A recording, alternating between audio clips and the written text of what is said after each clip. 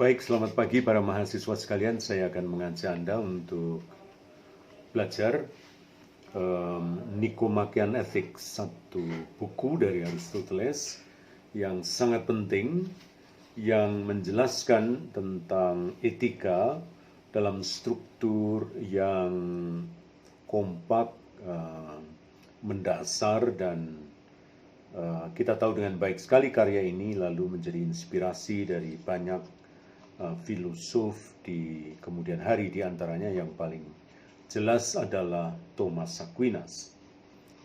Nah, buku Nicomachean Ethics merupakan buku etika yang terdiri dari 10 buku atau 10 bab.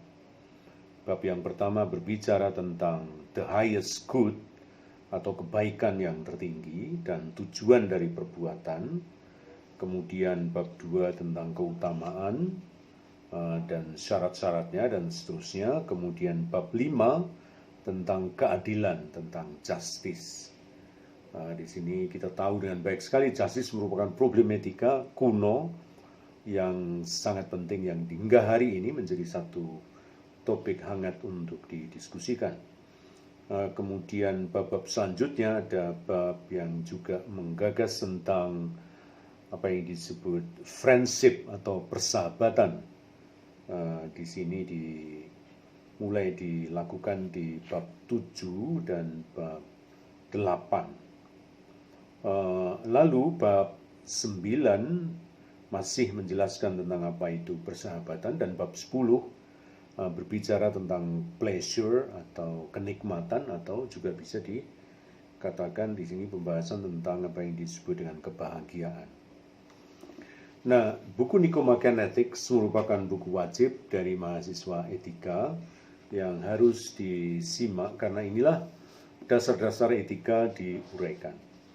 Nah, mari kita lihat bagaimana Aristoteles menulis tentang apa yang disebut dengan buku pertama tentang kebahagiaan sebagai tujuan dari perbuatan. Di sini Aristoteles memakai apa yang disebut dengan good. Jadi dalam etika itu adalah filsafat nilai. Nah, nilai itu bisa diringkas dalam apa yang disebut dengan terminologi good atau baik. Nah, kalimat pertama dikatakan bahwa good itu merupakan tujuan dari perbuatan. Dikatakan every craft, every investigation, and likewise every action and decision seems to aim at some good. Jadi Aristoteles langsung menunjukkan suatu kalimat emblematis yang mengatakan bahwa setiap keterampilan dan setiap investigasi, artinya setiap tindakan manusia yang melibatkan apa yang disebut dengan kapasitas akal budi, kemudian juga setiap perbuatan dan setiap keputusan itu terarah kepada apa yang disebut dengan good atau kebaikan. Jadi apa itu kebaikan lalu? Kebaikan berarti tujuan dari perbuatan manusia. Nah, indikasi ini menjadi indikasi penting bahwa dalam Aristoteles lalu apa yang disebut dengan etika itu etika yang kemudian disebut teleologis. Dari bahasa Yunani kata dasar telos artinya tujuan, maka apa itu etika dalam Aristoteles ialah apa yang merupakan tujuan. Nah, jadi dengan kata lain suatu perbuatan itu kriteria untuk disebut apa itu baik dan apa itu buruk itu bergantung kepada tujuan. Nanti itu akan kita jelaskan dengan agak sedikit lebih rinci pada ruang yang berbeda. Nah, Aristoteles juga menjelaskan tentang apa itu etika di sini. Etika merupakan apa yang disebut dengan science atau ilmu pengetahuan yang terkait dengan politik. Di sini disebutkan bahwa politik itu the ruling science atau architektonika. Architektonika artinya secara teknik, ars itu artinya agung, dengan kata lain suatu ilmu teknis yang agung yang melingkupi semua. Nah, memang konsepnya bahwa dalam Aristoteles politik itu mencakup ekonomi, mencakup kesehatan, mencakup perdagangan dan seterusnya dan sebagainya. Dari sebab itu melingkupi banyak ilmu pengetahuan yang lain. Nah, di mana tempat dari etika? Nah, etika itu merupakan predisposisi, katakanlah begitu, ya, fondasi dari apa yang disebut dengan perbuatan manusia. Etika sendiri sebagai sebuah disiplin ilmu ialah mengurai tentang nilai perbuatan manusia. Nah, jadi di sini Aristoteles selalu menjelaskan pada gilirannya tentang apa yang disebut dengan etika. Disiplin ilmu etika itu diperlukan oleh kaum muda karena kaum muda membutuhkan, katakanlah begitu, panduan atau pedoman untuk menjadi baik. Di lain pihak, etika juga diperlukan oleh mereka yang sudah senior karena terkait dengan gambaran-gambaran keadilan yang harus menjadi komponen penting dalam perbuatan manusia. Nah, di sini kemudian Aristoteles menjelaskan tentang apa yang disebut dengan baik. Ya. Baik itu seringkali identik dengan kebahagiaan. Menurut Aristoteles di sini, ya. Baik itu identik dengan kebahagiaan. Tapi juga kebanyakan orang mengerti yang disebut dengan kebahagiaan itu dalam porsi yang kurang lengkap. Termasuk misalnya bahagia itu sekedar dimaknai nikmat, atau bahagia itu sebagai sesuatu yang berguna. Bahagia berarti sebagai itu yang memberikan kelegaan. Nah, jalan pikiran semacam ini itu dikoreksi oleh Aristoteles dalam bab pertama. Karena itu fondasi dalam apa yang disebut perbuatan manusia. Nah, Aristoteles melanjutkan kembali poin tentang apa yang disebut dengan baik dalam suatu gagasan yang lebih delicate, lebih halus, lebih jelimet, katakanlah begitu. Misalnya dia menyebutkan apa yang disebut kebahagiaan itu. Dalam bahasa yang agak sedikit teknis, kebahagiaan ialah itu yang dikejar oleh manusia dan apabila manusia mendapatkannya, manusia tidak kekurangan apapun. Nah, ini tentu saja poinnya menjadi sangat teknis, jelimet, tetapi inilah filsafat Aristoteles. Ya. Jadi misalnya disebutkan bahwa the good is self-sufficient. Self-sufficient, so is happiness. Jadi baik itu self-sufficient, artinya baik itu cukup dalam dirinya sendiri. Logikanya begini, kalau orang mengejar suatu kebaikan, dan itu adalah kebaikan yang mutlak, kebaikan yang tertinggi, maka apa yang disebut kebaikan tertinggi ialah ketika saya mendapatkannya, saya itu cukup, saya itu sudah merasa selesai, saya sudah tidak membutuhkan apa-apa lagi. Dan itulah yang disebut dengan the highest good. Atau di sini kemudian dia menyebutkan mengenai happiness.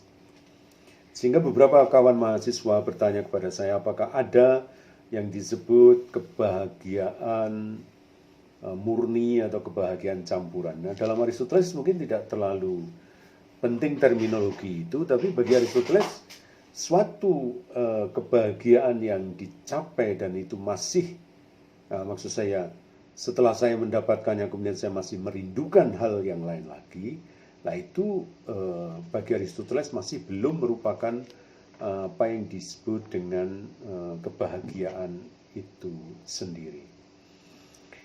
Nah, dari kebahagiaan saya ingin mengajak Anda untuk masuk langsung kepada apa yang disebut dengan keutamaan, karena itu poin penting dalam buku kedua dari Etika Nikomakia atau Nikomachean ethics, ya. Apa yang disebut keutamaan atau virtus di sini disebut virtus. Nah, seringkali kita mengenal apa yang disebut adagium dalam bahasa Latin, virtus stat in medio. Jadi virtus itu berdiri berada di tengah-tengah. Nah, ini seringkali yang salah atau keliru ditafsirkan oleh para pembelajar etika atau kita pada umumnya. Nah, jadi keutamaan itu bukan berada di tengah-tengah dalam maksud posisi, bukan. Jadi misalnya gampangannya nggak perlu dingin atau nggak perlu panas, tapi setengah panas setengah dingin. Nah, itu keutamaan. Nah, itu sama sekali keliru. Jadi keutamaan itu bukan poinnya itu sebuah posisi, bukan.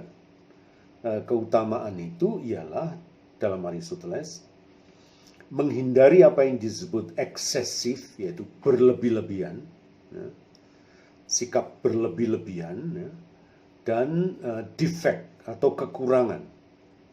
Singkat kata, logika yang mau disampaikan oleh Aristoteles ialah jangan kita berada di dalam apa yang disebut dua keburukan karena kekurangan di satu pihak dan keburukan karena berlebih-lebihan. Gampangannya sebutlah makan.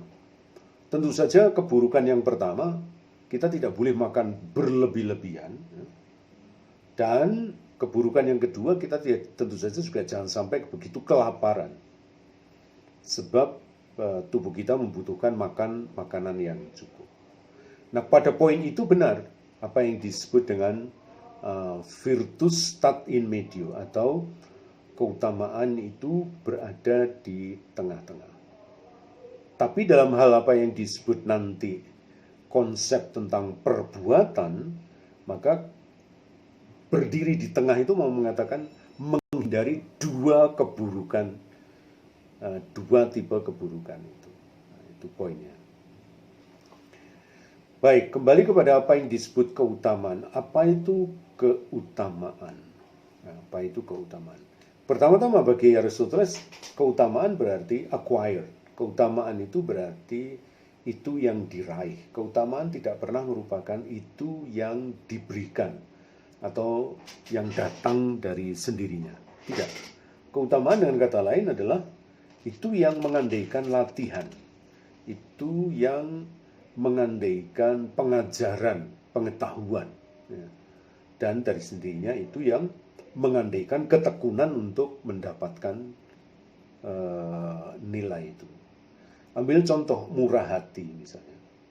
Kemurahan hati itu bukan mengatakan suatu keutamaan kemurahan hati yang bisa diraih begitu saja dalam satu kali perbuatan. Misalnya kalau saya memberikan seluruh harta saya kepada orang miskin, satu kali itu aja, tidak.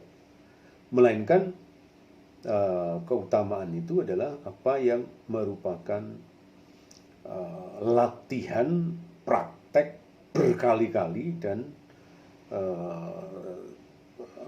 terus menerus. Dan itu seringkali kemudian Aristoteles menyebutnya sebagai habitus.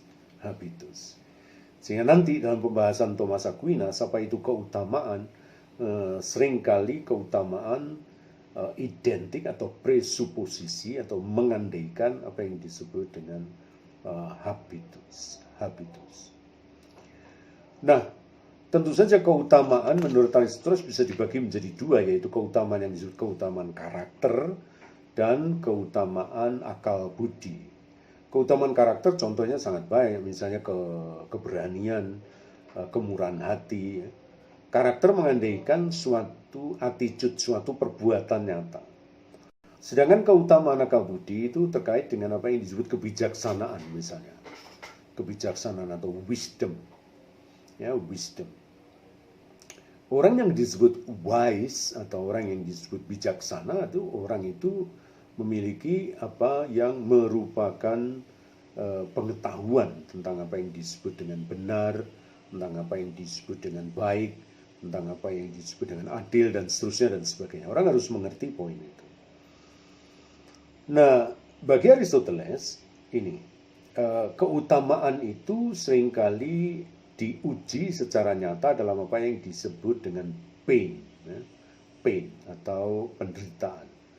Jadi keutamaan itu sama sekali bukan suatu nilai yang digapai dan itu menyenangkan, melainkan suatu nilai yang mengandaikan ketekunan untuk melampaui, katakanlah begitu, penderitaan. Penderitaan. Orang yang tidak bertahan dalam penderitaan tentu saja tidak seringkali gagal dalam menggapai keutamaan. Nah, keutamaan juga ini Aristoteles bilang bukan perasaan. Nah, jadi tidak mengandaikan perasaan. Logikanya, keutamaan itu tidak digapai semata-mata karena fondasinya adalah saya merasa senang, saya merasa suka, dan sebagainya. Jadi misalnya, contohnya kalau saya melakukan suatu kebaikan kepada orang lain, dan itu karena saya menyukainya, di dalamnya termasuk orang lain itu saya sukai, ya, saya senangi, maka menurut Aristoteles itu belum merupakan suatu keutamaan. Keutamaan tidak didasarkan pada poin itu. Jadi seumpama saya melakukan suatu kebaikan semata-mata hanya untuk sahabat saya yang menyenangkan saya, nah itu sama sekali belum atau masih jauh dari yang disebut dengan keutamaan. Keutamaan juga tidak mengandaikan apa yang disebut harapan balasan, untuk mau menyebut bahwa kita tidak boleh melakukan suatu perbuatan dengan maksud untuk mengejar keutamaan, tapi di lain pihak saya berharap perbuatan baik saya mendapatkan balasan. Nah, itu juga sama sekali bukan merupakan kondisi dari yang disebut keutamaan. Nah, di sini penting untuk menjelaskan, Aristoteles juga memulainya di dalam buku pertama atau kedua ini, dari Nikomakenetik, definisi keutamaan. Nah, jadi definisi keutamaan itu terkait dengan apa yang disebut dengan akal budi. Nah, jadi akal budi. Kita tahu dengan baik sekali dalam Thomas Aquinas, syarat yang disebut perbuatan untuk bisa disebut keutamaan itu mengandaikan apa yang disebut actus humanus. Actus humanus ialah perbuatan manusia yang difondasikan pada satu bebas, dua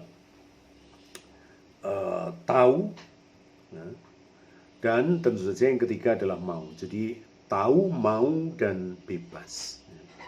Tahu, mau, dan bebas. Tahu berarti mengandalkan pengetahuan.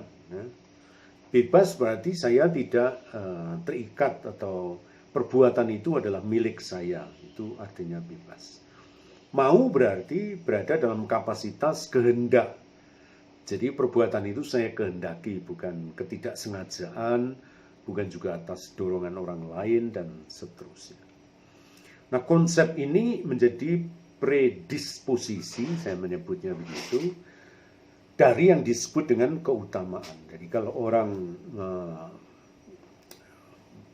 bebas, dia memiliki pengetahuan untuk mau menyebut, tahu siapa dirinya dan tahu apa yang dilakukan, ya, dan kemudian juga dia memiliki apa yang disebut dengan kehendak, ya, dan perbuatan itu terus-menerus dilakukan, ya, tentu saja merupakan suatu perbuatan baik, maka itulah yang pada gilirannya oleh Aristoteles kemudian disebut sebagai suatu perbuatan keutamaan. Dan perbuatan keutamaan nanti pada gilirannya menjadi prasyarat untuk apa yang disebut dengan kebahagiaan. Ya, untuk sementara mungkin poin Aristoteles di sini, nanti akan kita sambung dengan tema yang lain.